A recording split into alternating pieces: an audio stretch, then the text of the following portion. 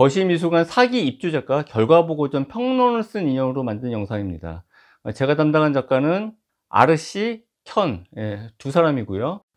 미술사에는 시장을 그린 그림이 있죠. 렘브란트는 크리스마스 시장을 그렸고, 루벤스는 생선을 파는 어시장을 그리기도 했죠.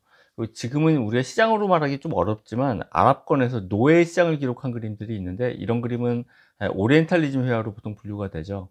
시장 풍경은 당대의 일상을 기록하는 장르화의 주제 중에 하나였습니다. 그렇다고 해서 시장만 그리는 화가를 찾기는 어렵거든요. 근데 켠이라는 작가 예명을 쓰고 있는 박현지는 시장이 작업의 구심점이자 원심점입니다. 시장만 그려요, 거의. 미술의 출발점이 무언가를 보다일 텐데, 보다의 한자어인 시를 시장의 앞에 음절 시와 바꿔치기 한 시장이라는 단어를 만들어서 자신의 작업 방향을 정했습니다. 박현진은 시장과 연관된 창작 경력까지 있어요. 그래서 2023년도에는 전국 우수시장 박람회에서 K마켓 페어에서 설치미술 분야에서 단독 전시를 하기도 했고, 2022년도에는 부여 흥산시장에서 흥산 5일장 이야기 전시에 참여한 적도 있고, 2021년도에는 보부, 보부상 할 때 보부인데요, 보부에 대한 상표 등록증을 출원하기도 했습니다. 예술가가 관심사가 자기 자신인 경우는 굉장히 흔하거든요. 자기 자신에 대한 관심을 반영하기 자화상이잖아요.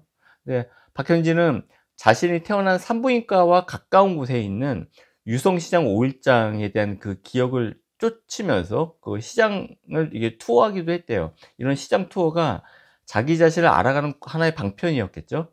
그래서 여러 작품을 보면 디지털 베이스 작업이건 회화 작업이건 그림 속에 파라솔이 등장하는데, 작가는 재래시장을 떠올리는 대표 조상으로 파라솔을 정한 거예요. 파라솔이 있는 시장이 꼭 많지는 않죠. 그래서 파라솔은 이렇게 지붕이 있는 아케이드형 재래시장에서는 많지 않고, 오일장처럼 상인들이 떠돌이처럼 일시적으로 머물렀다가 철수하는 전통 임시 장터에서 흔히 볼 수 있죠. 그래서 파라솔은 시장의 원형을 상징할 수 있는 도상이라고 할 수 있어요. 시장이란 무엇인가? 시장은 생산자하고 소비자가 만나는 장소잖아요. 이게 오늘날의 마트 풍경일 텐데, 원형적인 시장의 모습은 이렇지는 않았을 겁니다. 혼자서 물건을 조달할 수 없으니까 물건들 들고 서로 물물거래하는 형태로 아마 형성이 됐을 거예요. 우리가 흔히 광장을 뜻하는 아고라란 말이 있잖아요. 근데 아고라도 고대에서는 시장을 뜻하는 말이었다고 합니다. 다시 말해서 시장의 기능 가운데 하나는 물물 교환도 있지만 필요에 따라서 사람을 교류시키는 장소였다는 뜻이죠.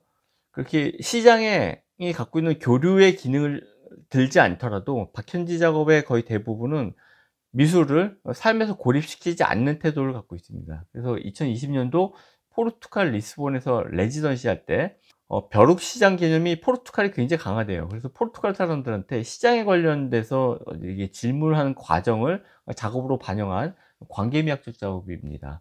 그리고 결과보다 이렇게 과정에 비중을 둔 이렇게 관계미학적 작업이랑 미술계의 견고한 공식에서 벗어난 여러 가지 색다른 시도들이 이게 등장하면서 이 미술이 변화를 하는데, 박현지도 이렇게 미술의 변화하고 관련된 작업을 많이 하는 것 같아요. 그래서 디지털 프린팅 작업이 많이 있고, 그리고 프레임을 쓰지 않은 걸개 그림으로 현장에 매다는 작업도 많고, 그리고 일회적인 효과에 비중을 둬서 일회용 재료를 써서 작품을 제작하는 경우가 많습니다.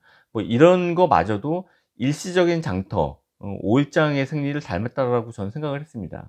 박현지는 5일장 같은 전통 재래시장의 필터로 미술도 바라보거든요. 그래서 박현지가 볼 때 수요층이 많지 않은 재래시장이나 또 사람들이 많지 않은 미술시장이랑 유사하다는 말도 하더라고요. 근데 이런 입장은 일부는 맞고 일부는 맞지 않죠. 그러니까 미술시장은 잘 팔리는 극소수가 있고, 잘 팔리지 않은 절대 다수가 있는 약간 양극화된 시장이니까요. 5일장 같은 전통 재래시장하고 교감하는 박현지는 시장성 높은 미술 작업이 주도하는 미술시장의 정반대편에서 교류의 비중을 둔 창작을 홀로 수행하는 경우라고 할 수 있습니다.